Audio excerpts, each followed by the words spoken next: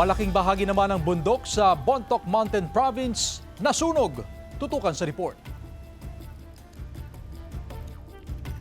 Patuloy pa rin na inaapula ang forest fire sa kabundukan na bahagi ng barangay Samoki, Bontoc Mountain Province na sumiklab kahapon.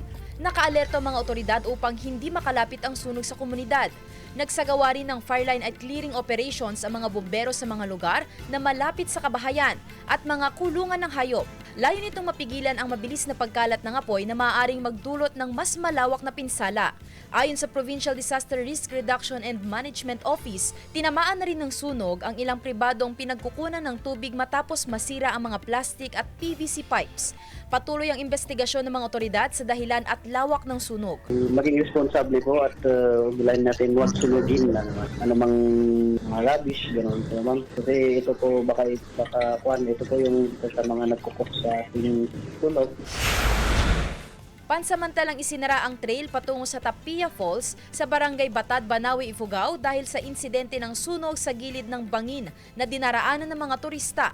Ayon sa Barangay Batad Council, may banta ng rockfall sa apektadong bahagi ng trail na maaaring magdulot ng panganib sa mga trekker.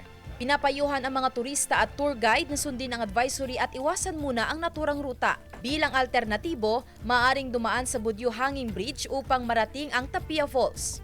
Senti Salvacio, One North, Central Luzon.